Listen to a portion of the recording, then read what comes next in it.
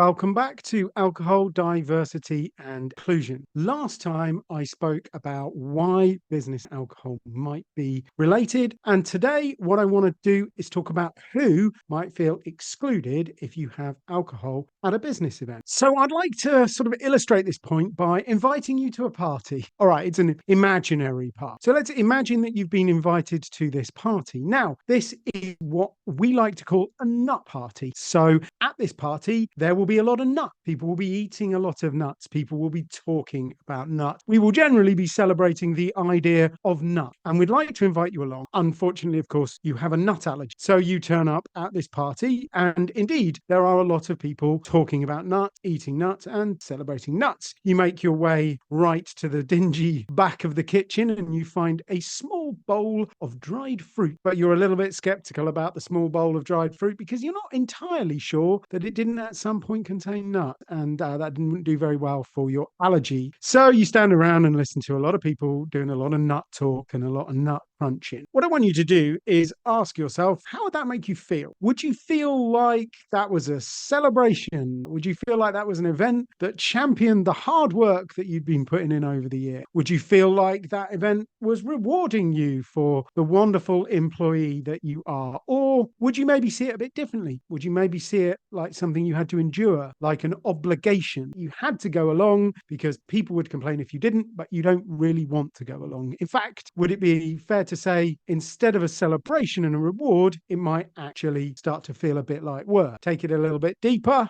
If the organization that you belong to organized a nut party for you, knowing that you had a nut allergy, would you feel a part of that organization, feel included? And one more question. Can you see through my incredibly obvious ruse? Of course. So people who are invited to parties or events simply revolve around alcohol. So that is just standing around and drinking alcohol without anything else going on. Do they feel included in those events if they don't drink alcohol? Well, I think you can already answer that question. So let's have a think about the kind of people that don't drink alcohol, the kind of reasons why people won't drink alcohol. So race is quite a big reason why certain people don't drink alcohol. So I don't want to get too complicated or sciencey, but your body takes ethanol, the active ingredient in alcohol, and it breaks it down into something called acetaldehyde, and then it breaks that down further into something called acetone. If those sound like nasty chemicals, that's because they are. However, there are people that lack the enzyme that turns the acetaldehyde into the acetone. So it takes it from the most dangerous form of the chemical and turns it into the less dangerous form of it. They lack the enzyme to break that down. And what happens to them when they drink is they get that very flushed red expression. There are a lot of other symptoms: nausea, feeling a bit hot, feeling uncomfortable, feeling unwell. Generally, it's quite unpleasant, but the red flush is the one that you will notice first because it's quite obvious. Now, the people that lack those enzymes, they're almost entirely from Asia. So about 30 to 50% of Asians, depending on what part of Asia you're in, about 30 to 50% of them lack that enzyme, which means drinking alcohol for them is very uncomfortable. So yes, absolutely. One of the reasons why people don't drink is totally tied up to their ethnicity. Religion, it's not going to surprise you a great deal. I think most people are aware that Muslims don't drink. Now, Islam has a pretty hard and fast rule on that. However, what most people are unaware of is that actually Hinduism, there is, no hard and fast rule, but there's a lot of scripture that warns people about drinking alcohol. So many Hindus don't drink alcohol, which is one of the reasons why alcohol is not something that's very often consumed in India. So there are provinces that are dry, and there are also days where alcohol isn't sold anywhere in the country. Also, Buddhism and Sikhism have similar sort of prohibitions. They're not completely out and out against it, but the scripture advises against it in several instances. And of course, many Christians don't actually drink. It's something a lot of people kind of gloss over. So Methodism, I grew up a Methodist, and to be fair, many of the Methodists I know didn't quite grasp the method, but part of Methodism is about not drinking. Other sections of the Christian faith, like the Seventh-day Adventists, tend to take it more seriously. So yeah, many people don't drink because they're age is something that does dictate the amount of drink. So what we are finding among younger people is there are more of them that are fairly committed to never drinking. There are lots of different reasons for that, but for some of them, they don't drink because they believe it will get in the way of their success. Now, are those the kind of people you want to employ? I would say you probably do. Gender. So does gender affect drinking? Absolutely. As I explained in an earlier video, men drink a lot more than women do. And there are a couple of sort of fairly female-orientated reasons for not drinking. One of them, of course, being pregnancy. It's actually very dangerous to drink alcohol during pregnancy, which is why the vast majority of pregnant women just completely avoid it. Often avoid it whilst they're trying to conceive before they actually become pregnant. Also, we all know that the burden of care, children, elderly people, that falls disproportionately on women. Now, if you're organizing an event after work and after that event, your employee has to go home to care for a child or an elderly parent, then they're probably not going to be drinking, are they? So again, there's a lot of things tied up around gender. Neurodiversity, honestly, 45 minutes on neurodiversity and alcohol. But just to put it very briefly, one of the of drinking alcohol, which most people don't realize is an effect of drinking alcohol, is it makes you talk loud. It's not because the barman's constantly turning up the jukebox. It is actually drinking alcohol. It makes people raise their voice. So if you give a group of people alcohol, they will tend to speak louder and louder and louder. And of course, certain neurodiversity issues that can be a really, really big problem for, can make them very, very uncomfortable. Also, problem drinking is tied up with certain neurodiverse conditions. Again, that can get quite complex and quite involved, and I could honestly bore you for hours on it, but I'm not going to. Mental health. Again, there are two big factors in the way that alcohol and mental health are linked. So number one, alcohol exacerbates the symptoms of most mental health problems. So it makes most of them worse. But on the other side, it can actually cause a lot of symptoms. So very many of the people who drink heavily are clinically depressed until they stop drinking. It is literally the alcohol that is causing them to be depressed, which is not that surprising considering it is. So many people don't drink to help manage their mental health condition.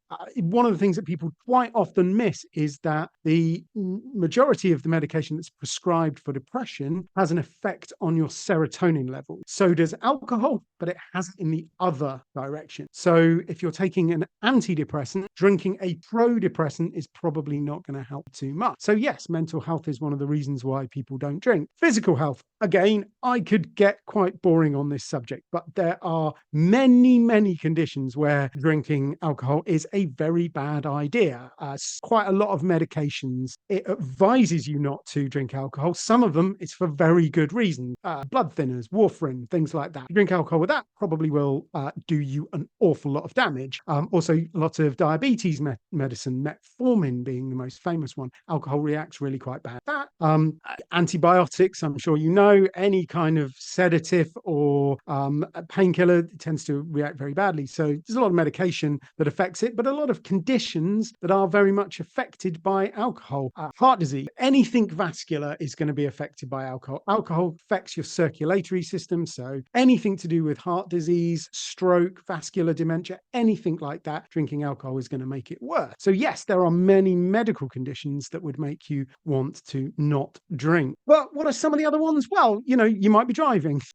I really hope that nobody in your company drinks and drives, because it's very, very dangerous. So if people are driving, they're not going to want to drink. Sometimes they just don't feel like it. They just don't feel like one. Or they might be doing the park run in the morning. There really are genuinely lots of reasons why people might not want to drink. And I haven't even mentioned they might have been like me and had a bit of a problem with it in the past and have come to the conclusion that steering clear of it is the best thing.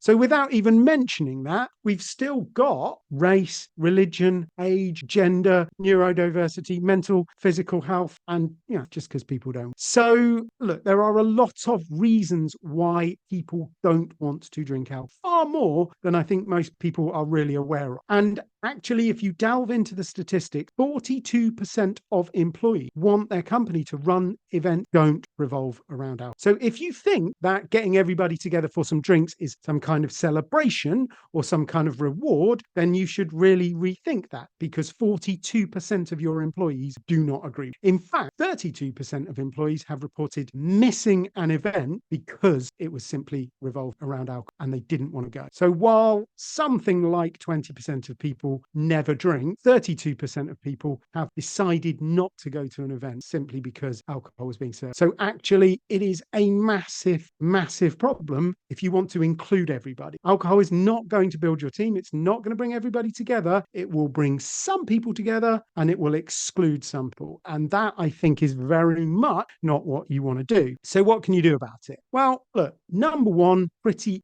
easy, pretty simple. Don't have events that simply revolve around alcohol. Just don't do it. Don't just do drink. Always do something more than that, which is, of course, idea number two. Activity. Just plan an activity. It doesn't need to be particularly, adventurous. You don't have to go paintballing. Of course, you can. Some people would probably quite like that. Actually, now I think about it, you might exclude a few others doing it. But you know your team, don't you? What would they like doing? There are so many great opportunities out. I can put you in touch with people who run juggling, circus skill workshops. That's an awful lot of fun, isn't it? Put you in touch with people who do photography for well-being. You know, there are so many great activities that you could do. And even just go on to Google and type in fun team building exercises. You don't even have to spend any money on. Just have an activity that is the focus of the event. If you want to go for drinks after, that's different, isn't it? But the event itself will include people because it's something other than just drink. And then finally, stop thinking that alcohol is the default. Start thinking of alcohol-free as the default. So if you're serving drink, think about serving alcohol-free drinks first, and then think about whether you might choose to serve alcohol as well. And that fundamentally changes event. So if you think about that, if you've got your big gala dinner, how would Samara, who I talked about in the first video, who doesn't really drink, how would she feel if she walked through the door and she was offered a choice of non-alcoholic drinks? Nice non-alcoholic drinks, not Coke, not elderflower. Honestly, I really hate elderflower. But nice mocktails maybe, or some nice sparkling kombucha or something like that. And a nice proper grown-up alcohol-free drink. If she was offered that as through the door, rather than a glass of champagne and, make your way to the back and maybe you'll find some elderflower. If you're lucky, if she was offered that, she would feel far more included. And like I say, it's not a small amount of people, 42%. So yeah, start thinking of alcohol-free as the default and then alcohol maybe as an option. So don't stick the wine on the table, stick nice non-alcoholic drinks on the table. If you want people to drink wine, offer them the opportunity to go and get. Don't assume that they're going to get it. I think that's so important. It makes such a big difference. And you will end up with some absolute raving fans. So number one, don't ever run events that are just drinks. Number two, always make sure that you've got an activity in your event. So there's something other for people to engage with. And number three, make alcohol-free the default. So those are some of the things you can do to get to grip with the kind of people that are feeling excluded at alcohol-free events. So coming up on part 4, the last part in this series, I'm going to talk about what the impact of alcohol has on business. And I am only going to talk about it in terms of inclusion and diversity, because I spoke about everything else. It would honestly be an hour and a half, and I'm sure you have better things to do with your time. So I would love to thank you for coming along today and watching this video and listening to me, and I hope to see you on the next part.